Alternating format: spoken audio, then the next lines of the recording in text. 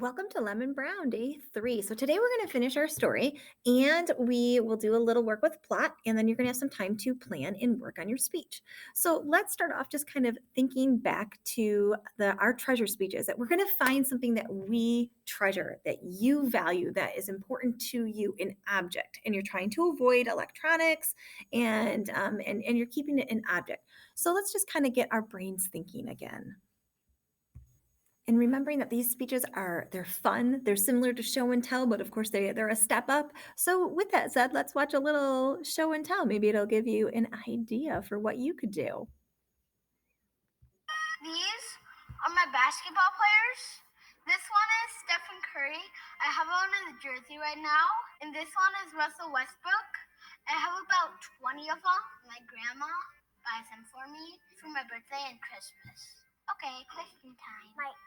You got a So hopefully that gave you a couple little ideas. He's all about his basketball players. He's telling you who gave them to him, where they came from, why they're important to him, coming from his grandma, how many of them he has. He even wore his jersey to go along with his treasure. So your job is going to be again to look at what is your treasure. And today, when we finish the story, you will be able to go into the treasure speech assignment, which is inside Google Classroom. Underneath the Treasure of Lemon Brown, you will find your treasure speech here, and you will be able to start to work on writing up your speech, remembering to come up with a lead to go along with it. All right. Well, right now, I'm going to ask you guys to get out that note taking sheet that we were using the last time we met on Lemon Brown. I'm also going to ask you to open up the story for the Treasure of Lemon Brown, which is also in Google Classroom. And we were right here at the bottom of page 182. So teachers, go ahead and pause, give students a chance to get out their notes as well as to get the story opened. All right, so when I left you last time, you were filling in this chart and talking about Lemon Brown based on his appearance. What could you infer? Well, we could infer that he's poor, that he's homeless, that also he's a bit street smart as he's threatening, that he's got a razor. And then when he talks about a treasure, well, you know that he obviously values something, and it probably isn't worth a lot of money when you're looking at in the fact that he looks poor and homeless. And then when he asks Greg, "Don't you know who I am?" It shows that he's a very proud man.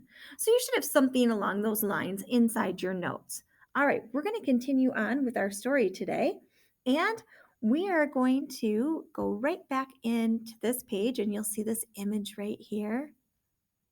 And we're scrolling right down here, and he says, "You mean you ain't never heard of Sweet Lemon Brown?"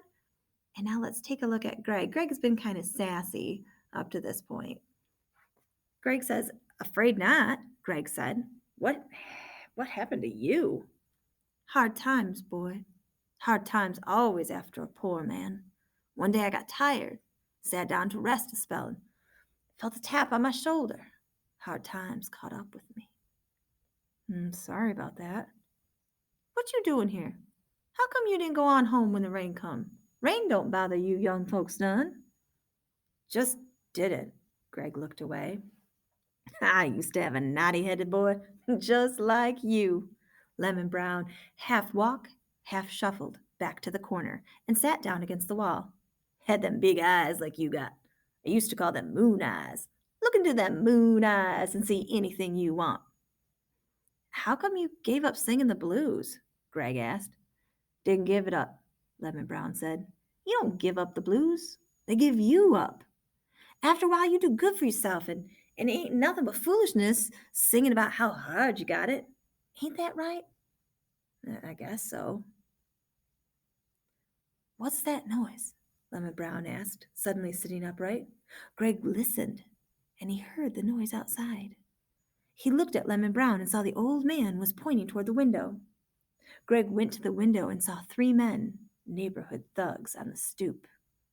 One was carrying a length of pipe. Greg looked back toward Lemon Brown, who moved quietly across the room to the window. The old man looked out, then beckoned frantically for Greg to follow him. For a moment, Greg couldn't move. Then he found himself following Lemon Brown into the hallway and up the darkened stairs. Greg followed as closely as he could. They reached the top of the stairs, and Greg felt Lemon Brown's hand first lying on his shoulder, then probing down his arm until he finally took Greg's hand into his own as they crouched into the darkness. All right, so they look out the window and they see the neighborhood thugs.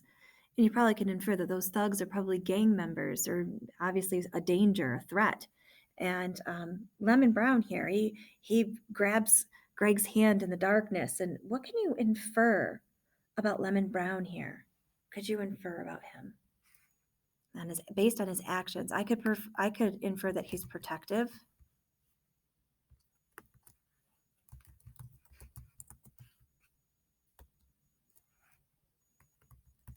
And caring. I can see that. I would also say that he has knowledge of these thugs or people that are similar to these thugs, that he's had knowledge of them. So, and that came from page 183.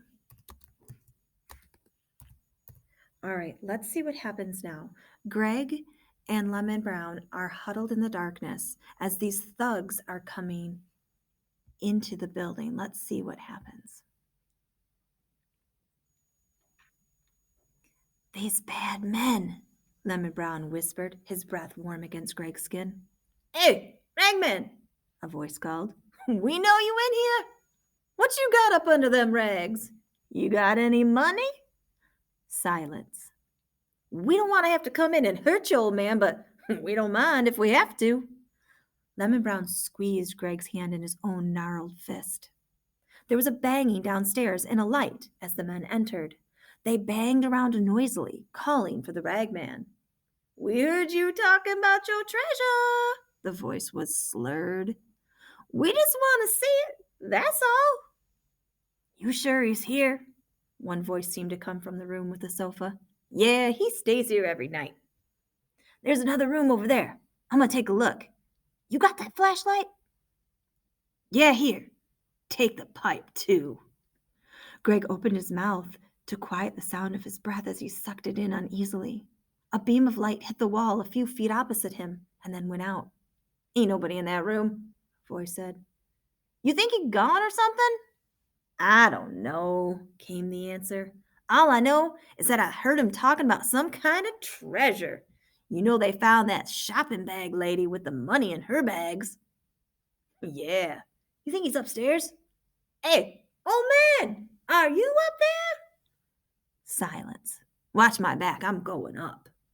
There was a footstep on the stairs, and a beam from the flashlight danced crazily along the peeling wallpaper. Greg held his breath. There was another step and a loud crashing noise as the man banged the pipe against the wooden banister. Greg could feel his temples throb as the man slowly neared them. Greg thought about the pipe, wondering what he would do when the man reached them, what he could do. Then Lemon Brown released his hand, and he moved toward the top of the stairs. Greg looked around and saw the stairs going up to the next floor. He tried waving to Lemon Brown, hoping the old man would see him in the dim light and follow him to the next floor. Maybe, Greg thought, the man wouldn't follow them up there.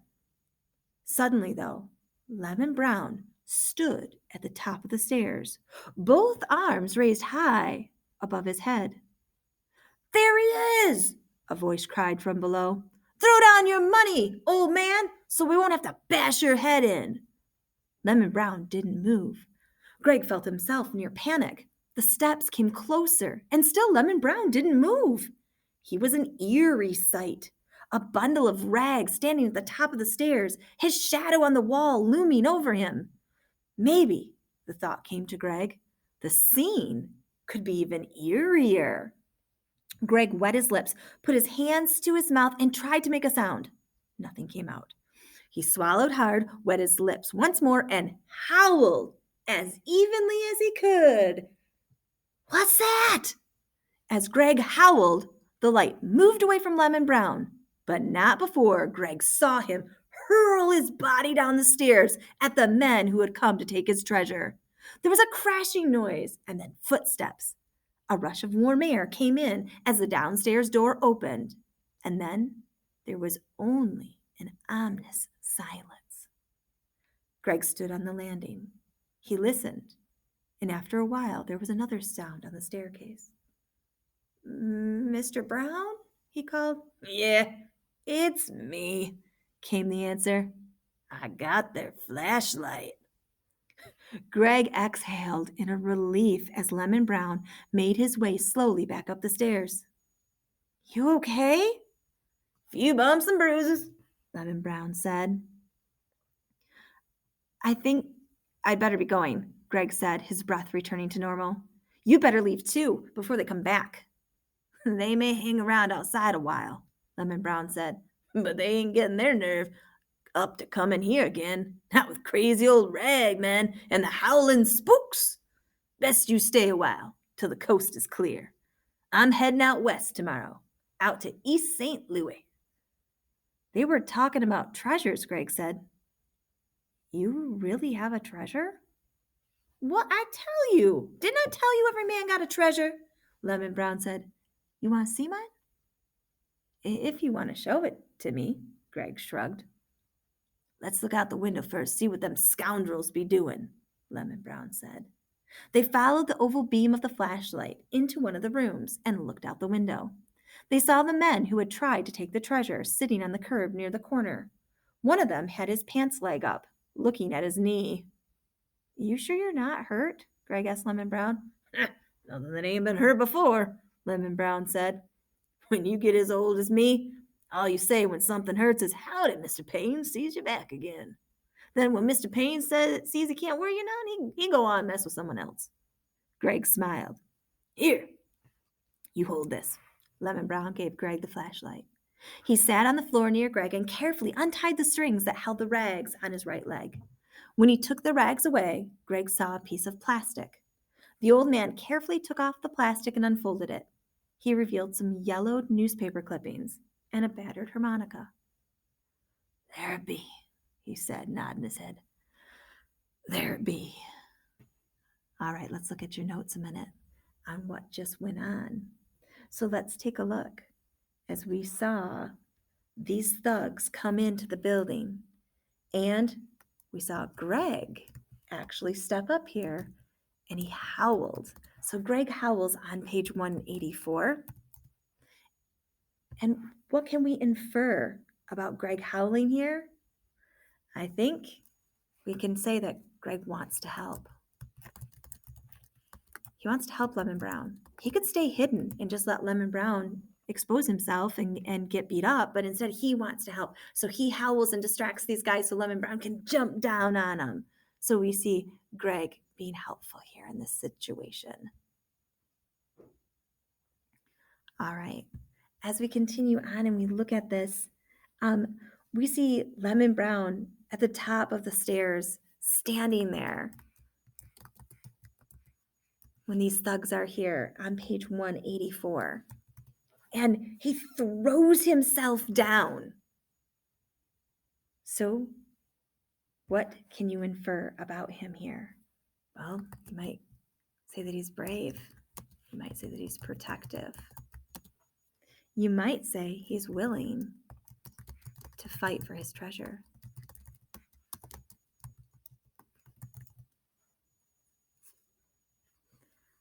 All right, well, there's 3 more spots here that you'll see that I have blank that I'm going to ask you to work through now. You're going to finish reading the story. There's not much left. And you're going to learn all about that treasure that Lemon Brown has just showed to Greg. And your job is going to be to complete these 3 statements.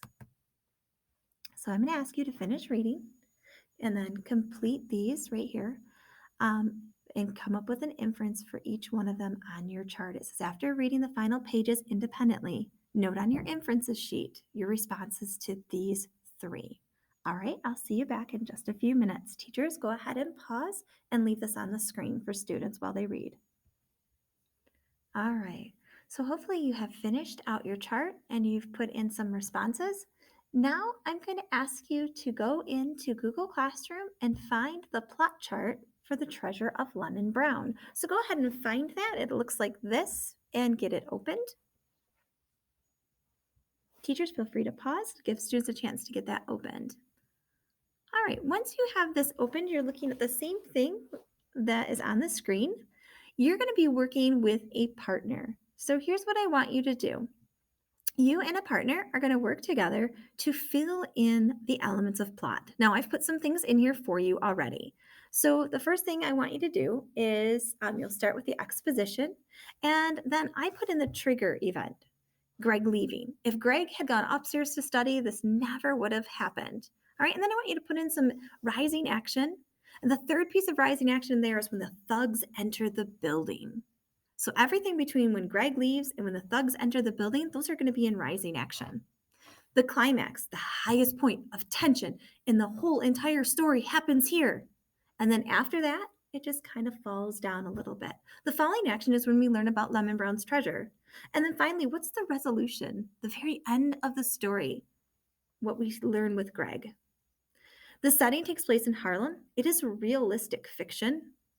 Our point of view, is it in first person, second person, or third person? What do you think the conflict is? Is it person versus self, meaning one person versus another person? Is it, person versus self? Is it one person versus themselves, having to make good decisions, having to struggle with that internal conflict? Is it person versus person, one person against another? Is it person versus society, a person versus a whole bunch of people? And what do you think Walter Dean Myers wants us to learn or take away from reading the story? What is the message here? What should we learn or take away from this? All right. So you can work with a partner or even in a small little group and come up with some answers when you're done doing your plot. So when you finish plot, then I want you to work on your speech. All right. Your speech is underneath the Treasure of Lemon Brown. You should be able to find your treasure speech and open that up. And you can start working on your treasure speech. Figure out how are you going to start it? And if you can answer any of these questions, draft your speech here. Doesn't mean you have to read it word for word, but you should write it out. What are you going to say? What's your lead going to be? How are you going to start it? What's the memory? Why is it important to you? And put those all in there, how you would say it. And then if you have some extra time, you can practice it with a partner. All right, so your job right now is to finish out the hour, complete this plot chart with a partner, and then work on your speech. I'll see you back here tomorrow. Bye, guys.